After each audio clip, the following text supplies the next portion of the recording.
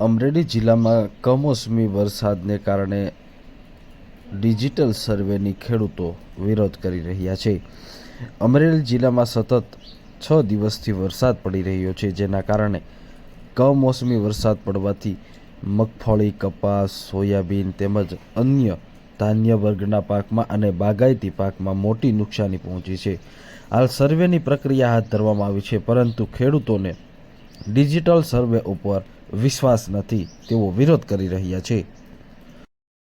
છેલ્લા 5 દિવસથી સખત વરસાદ પડી રહ્યો છે. હજી વરસાદ ચાલુ છે. અત્યારે સરકારશ્રીએ કાલે નિર્ણય લીધો કે ડિજિટલ સર્વે કરી અને આ બધું ડિજિટલ સર્વે કરાવવું. અત્યારે અમારા ગામમાં ટીમ આવી છે. નેટવર્ક હાલતું નથી, ખેતરમાં જવાય એમ નથી, ખેડૂતો હાજર રહેતા નથી, ત્યાં બોલાવે તો એપ ખુલતી નથી. તો આ ડિજિટલ સર્વે શક્ય છે જ નહીં. જે કાંઈ રાહત પેકેજ આપવું હોય તમામ ખેડૂને ગામના લેટર પેડમાંથી પંચરોજ કામ કરીને આપી દે, એવી અમારા ગામની માંગણી છે.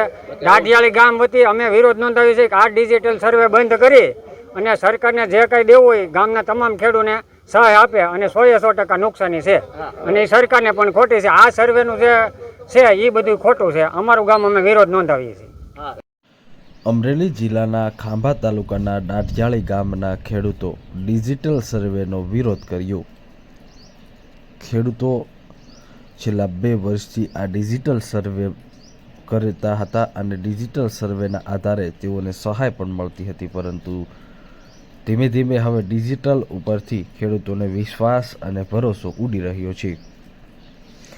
મગફળીના ડિજિટલ ઓનલાઈન પ્રક્રિયા કરવાની હતી, ત્યારે અનેક ખેડૂતને મગફળીના બદલે ચણા અને ચણાના બદલે મગફળી, મગફળીના બદલે કપાસ જેવી ઓનલાઈન ડિજિટલ સર્વેના માધ્યમથી થયું હતું, જેથી ખેડૂતોને હવે ડિજિટલ માધ્યમ ભરોસો નથી. સાથે જ ખેડૂતો જણાવી રહ્યા છે કે સરકાર દ્વારા જે પ્રગતિ એપ જાહેર કરવામાં આવી છે તેમાં અમારા ગામની અંદર નેટવર્કની વ્યવસ્થા ન હોય અને સર્વર એમનું કામ ન કરતું હોય, જેથી આ એપ કામ કરતી નથી. અમે દરેક ખેડૂતો ડિજિટલ સર્વેનો વિરોધ કરીએ છીએ. સરકારને જે કાંઈ રાહત પેકેજ આપવાનું હોય તે અમારા ગામના લેટર પેડ ઉપર અથવા તો ડાયરેક્ટ બેનિફિટ ટ્રાન્સફર ડીબીટીના માધ્યમથી સરકાર અમને સહાયનું વળતર આપે.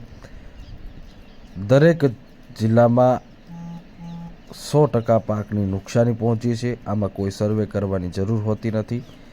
100% નુકસાની છે, જેથી ખેડૂતોને તાત્કાલિક ધોરણે સહાય આપવામાં આવે તેવી માંગ કરાય છે. ડિજિટલ સર્વેનો સખત વિરોધ કરવામાં આવી રહ્યો છે, કારણ કે ડિજિટલ સર્વેમાં કંઈનું કંઈ થતું હોય છે અને ખેડૂતો હવે ડિજિટલ સર્વે ઉપર વિશ્વાસ અને ભરોસો નથી કરતા, જેથી ખેડૂતોએ વિરોધ પ્રદર્શન કર્યું છે, વિરોધ કરી રહ્યા છે.